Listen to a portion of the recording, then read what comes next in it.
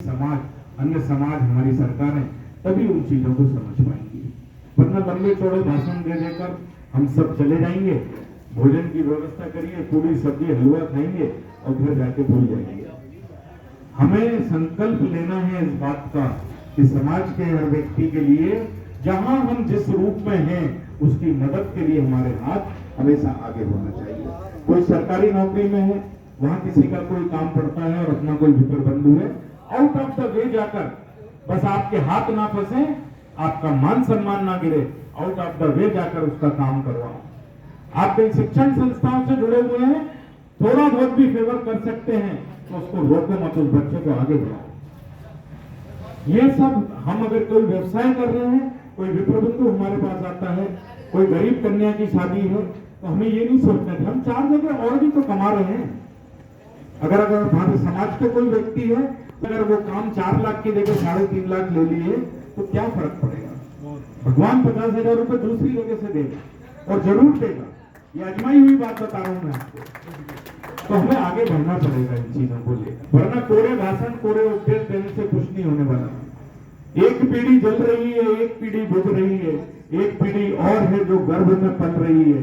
इन विसंगत पीढ़ियों को कौन सा परिवेश दोगे? देश सौंपोगे इन्हें या सिर्फ उपदेश दोगे? छिल मिलाती लौ सनातन लौ यदि बुझ गई, फिर ना कहना यारों हाय दिवाली बन गई, हाय दिवाली बन गई। ये सनातन लोग, ये ब्रह्म लोग, ये विप्र लोग, यदि हमें जीवित रखना है, शाश्वत रखना है, अखंड ज्योति में बनाए रखना है, तो कहीं ना कहीं हमें संगठित होना पड़ेगा और छोटे छोटे भावों से ऊपर उठकर अपने समाज के हर व्यक्ति के लिए, हर बंधु के लिए हमको मदद करनी होगी।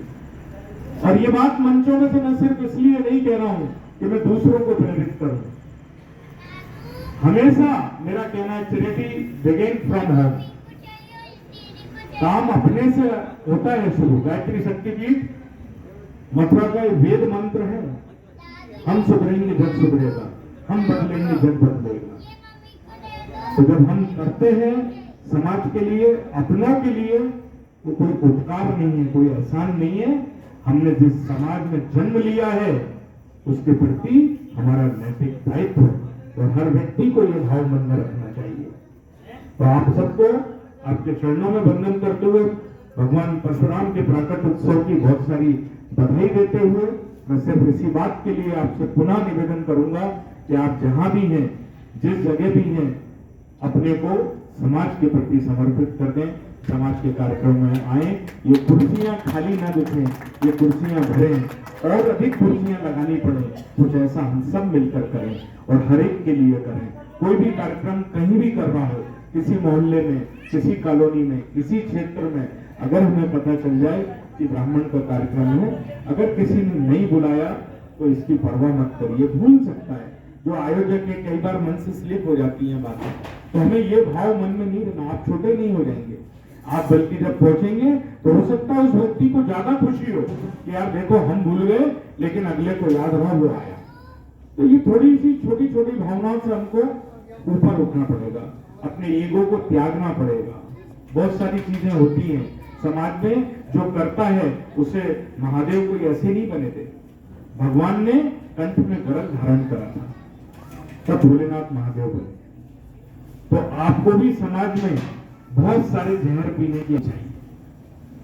समाज में जब काम करोगे, काम करने के लिए निकलोगे, तो जो करता है गलतियां भी उसी से होती हैं और सुनना भी उसी को होता है। तो आप लोग छोटी छोटी चीजों को बिल्कुल त्यागें, कोई परवाह ना करें और समाज के लिए खूब खुले मन से, खूब खुले दिल से आगे आकर कार्यों में लगे रहें। आप सबके चरणों में नमन करते हुए वाणी को यही विराम देता हूँ, प्रणाम करता हूँ। क्योंकि तो अयोध्या नगर में भाई रजनीश दुबे का एक बड़ा कार्यक्रम वहां भी चल रहा है, तो उनके 2-3 फोन आ चुके हैं। अभी वहां भी हम तो जहां भी हैं देश के काम पे हैं, समाज के काम पे हैं, भगवान परशुराम की सेवा के काम पे। आज सुबह से ये 13वां-14वां प्रोग्राम है और सब जगह आनंद आया भैया, सब जगह आनंद आया। हम परवाह नहीं करते कितने लोग बैठे हैं, हम संख्या गिनती नहीं है।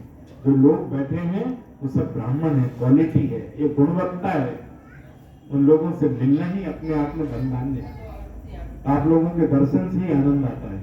आप लोग मिले, और आप लोग दिखे, बड़े लोग बैठे हैं, बुजुर्ग बैठे हैं, उनका आशीर्वाद मिले, छोटों का प्यार मिले, बस इससे बढ़ के जीवन में और कुछ नहीं चाहिए।